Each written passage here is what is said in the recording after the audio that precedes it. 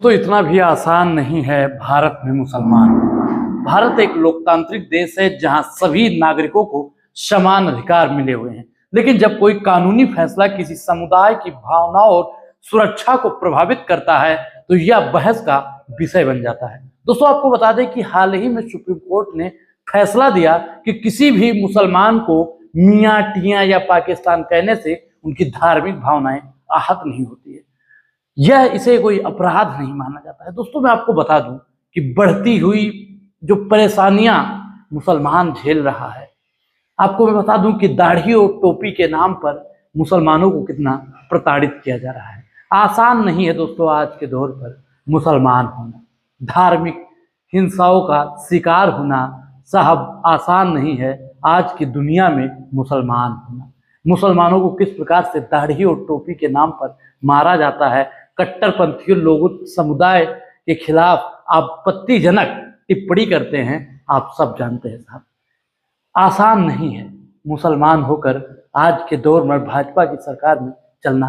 जहां हिंदू मुस्लिम भाईचारा कमजोर हो रहा है, वही कुछ लोग हैं जो अहले वतन की बात करते हैं, देश की बात करते हैं, मजहब की बात करते हैं।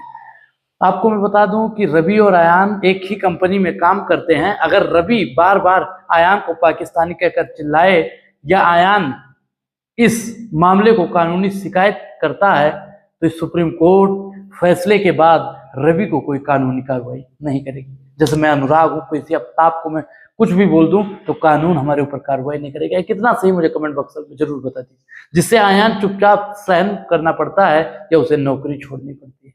दोस्तों, आप सोचिए और महसूस कीजिए कि किस प्रकार का माहौल बनाया जा रहा है। इस नफरत फैलाने वालों को बढ़ावा कहाँ से मिलता है दोस्तों, आप मुझे जरूर बताइएगा, क्योंकि इससे लोगों को मजबूत होंगे और जानबूझकर मुसलमान समुदायों पर आपत्तिजनक टिप्पणी करेंगे। कोई मुल्ला बोल देगा, कोई कटमुल्ला बोल देगा। मैं बार बार बोलता हूँ कि मुसलमानों को दबोचा जा रहा है। खैर, मुसलमान मुसलमान है, मुसलमान सब्र करने वाली कौम है साहब। आपको बता दें, मुसलमानों के खिलाफ गाली गलौज करता है तो पुलिस उन पर सख्त से सख्त कार्रवाई नहीं कर पाएगी। उदाहरण के लिए साहब आपको अगर बता दें तो अगर किसी शहर में सांप्रदायिक तनाव से पहले मौजूद है और वहां कुछ लोग सड़क पर मुसलमान समुदाय के लोगों को कटुआ, पाकिस्तानी या मुल्ला कहकर चिल्लाते हैं तो लोग पुलिस के पास अब उसके खिलाफ कार्रवाई करने का मजबूत आधार नहीं रहेगा। इससे दोस्तों होगा क्या? इससे हालात बिगड़ेगा। इससे क्या होगा? इससे दंगे जैसी स्थिति बन सकती है। इसका जिम्मेदार बाद में मुसलमान को ठहराया जाएगा। जिस प्रकार से सरकार लंबे लंबे बात करती है, गंगा जमुना तहजीब की बात करती है, तो आज मुसलमानों के साथ में ऐसी रवैया क्यों की जा रही है? इसके अलावा इस समय आपको दोस्तों बता दूं कि इस फैसले से अल्पसंख्यकों की सुरक्षा और आत्मसम्मान पर भी गहरा असर पड़ने वाला है साहब। आप जानते होंगे कि मुसलमान समुदाय के लोग असुरक्षित महसूस करते हैं, जिससे कार्यालय, कार्यस्थल, स्कूल, कॉलेज और सार्वजनिक जगहों पर उन्हें ज्यादा भेदभाव झेलना पड़ता है। दोस्तों, आप जानते होंगे कि किस प्रकार से चेतन सिंह ने एक मुल्ला जी को मारा था, दुनिया जानती है साहब। उदाहरण के लिए मैं आपको बताऊं कि अली के एक कॉलेज में पढ़ता है, उसके सहपाठी मजाक बनाकर पाकिस्तान कहकर बुलाते हैं। आपने स्कूल में, गांव पड़ोसी में देखा होगा। आज के दौर पे योगी जी ने भी कहा था कि कठमुल्ला बनाना चाहते हैं। पहले कॉलेज में वह प्रशासन और शिकायत कर सकता था, लेकिन अब प्रशासन से गंभीरता से नहीं लेगा, क्योंकि सुप्रीम कोर्ट का साहब फैसला है। इसके अलावा अगर बात की जाए तो आत्मविश्वास टूटेगा और उसकी पढ़ाई पर साहब असर पड़ेगा। आप बताइए, अगर आप किसी काम पर जा रहे हैं और आपको कोई कठमुल्ला कह रहा है तो आप कितना उस काम पर अड़िग हो पाएंगे? आप लोग मुझे जरूर बताइएगा, क्योंकि कानून और जनता पर भरोसा भी कमजोर हो सकता है। जब किसी पीड़ित को न्याय नहीं मिलेगा तो वह कानून पर भरोसा खो सकता है और खुद को बचाव के लिए दूसरे रास्ते भी अपना सकता है। इससे दोस्तों होगा क्या? मैं आपको बताऊं, इससे धार्मिक हिंसाएं बढ़ सकती हैं, व्यक्ति बहुत ज्यादा जुझक्कुर हो सकता है। आपको बता दें कि उदाहरण के लिए राशिद नाम का कोई दुकानदार है, हर दिन वह ग्राहकों से बांग्लादेशी या पाकिस्तान कहकर सुनता है। इससे पहले वह पुलिस प्रशासन को शिकायत कर सकता था, लेकिन अब जज साहब ने अपराध की श्रेणी से इसे बाहर कर दिया तो उसे न्याय कहां से मिलेगा? मुझे जरूर बताइए, क्योंकि ऐसी वीडियो मैं इसलिए आप लोगों के लिए बना रहा हूं क्योंकि मुझे दुख हो रहा है, गलानी हो रही है। इससे वह निराश होकर खुद को आक्रामक कदम उठा सकता है, जिससे समाज में अशांति बैठ सकती है, अशांति फैल सकती है। इसका जिम्मेवार कौन होगा? सुप्रीम कोर्ट, ये सरकार, ये जुडिशरी में बैठे हुए लोग।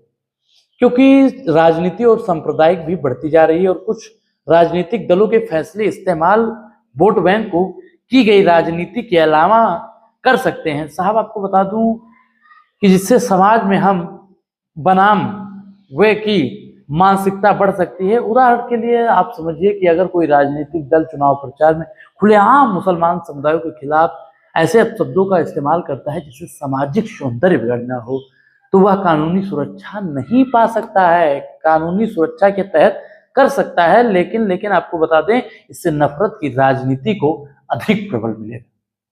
साहब जैसे कुछ लोग हैं चुनाव के समय पर मुल्ला कटमुल्ला पाकिस्तानी गाली गलौज के शब्द का प्रयोग करते हैं। अब उनको जब सुप्रीम कोर्ट का ऐसा आदेश आया तो उनको खुली छूट मिल जाएगी और वो खुलकर बीजेपी के जो फेवर में होंगे या किसी भी पार्टी के होंगे, वो खुलकर मुसलमानों के विरोध में बोल पाएंगे। दोस्तों आपको बता दें कि अंतर्राष्ट्रीय स्तर पर भी इस मामले पर, इस फैसले पर भारत की छवि को नुकसान हो सकता है, क्योंकि संयुक्त राष्ट्र में ह्यूमन राइट्स वॉच जैसी संस्थाएं इसकी आलोचना कर रही हैं। दोस्तों आपको बता दें कि इसके अलावा मुसलमान देशों में भी भारत के व्यापारियों की कूटनीति संबंधों पर भी बहुत गहरा असर पड़ सकता है। उदाहरण के लिए अगर खाड़ी देशों से भारत मुसलमान मजदूर पर वहां की सरकार कहकर प्रतिबंध लगा दे कि जब, दोस्तों आप समझिए कि जब भारत में उनके साथ भेदभाव किया जा रहा है तो हम उन्हें अपने यहाँ काम क्यों दें? दोस्तों आप समझिए कि मुसलमानों को 32 दांत के बीच में जिह्वा रहती है। ठीक उसी प्रकार आज के समय पर मुसलमान है। मुसलमान होना, मैं बार बार बोलता हूँ कि आसान नहीं है। भारत को अरब देशों के साथ में व्यापार में साहब नुकसान हो सकता है। क्या वाकई में सुप्रीम कोर्ट अपना ये फैसला वापस लेगा? युवाओं में भी इसका गलत असर जाएगा। इससे युवाओं की भाषा सामान्य मान सकते हैं, जैसे स्कूल और कॉलेज में साहब धार्मिक भेदभाव बढ़ सकता है। सीधा कोई कहेगा ओ मुल्ले, ओ कटमुल्ले, तमाम जैसे शब्दों से नवाजेगा। मुझे सारे शब्द कहना अनुचित लग रहा है, लेकिन आपके लिए वीडियो बनाना पड़ रहा है। उदाहरण के लिए अगर स्कूल और बीच में आम भाषा हो जाती है, शिक्षक इसे गलत ना माने, तो इससे आने वाले समय पर सांप्रदायिक जो झगड़े हैं उसके बीच में नींव रखी जा सकती है। दोस्तों जब दो दोस्त, जैसे मान लीजिए आरिफ और अतुल, दोनों जब लड़ेंगे तो इससे क्या होगा? सामाजिक सौंदर्य बिगड़ेगा।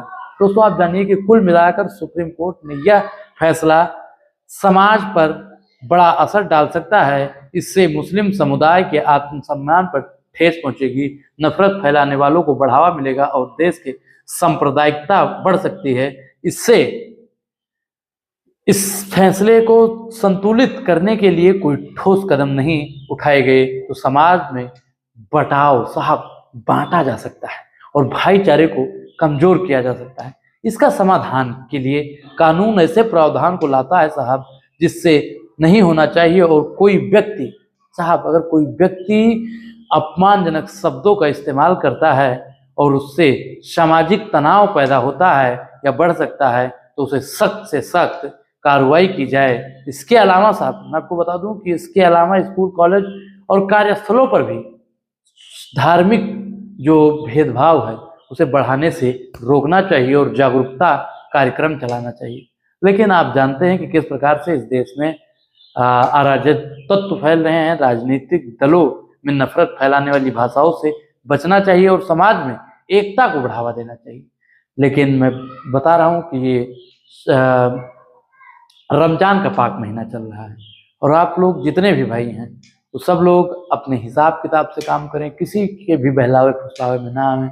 आप लोग 5 वक्त की नमाज जरूर करें और अल्लाह से दुआ करें कि ये जो नफरत का बीज सुप्रीम कोर्ट ने बोया है वो बीज जल्द ही नष्ट हो जाए और सुप्रीम कोर्ट अपना दूसरा जजमेंट दे। इस पूरी बातचीत पर आपकी क्या प्रतिक्रिया है? अपनी प्रतिक्रिया जरूर दें और अभी तक आपने हमारे चैनल को सब्सक्राइब नहीं किया तो सब्सक्राइब करना भी बेहद जरूरी है। अब अनुराग ओझा को दीजिए इजाजत। शुक्रिया, बहुत बहुत धन्यवाद।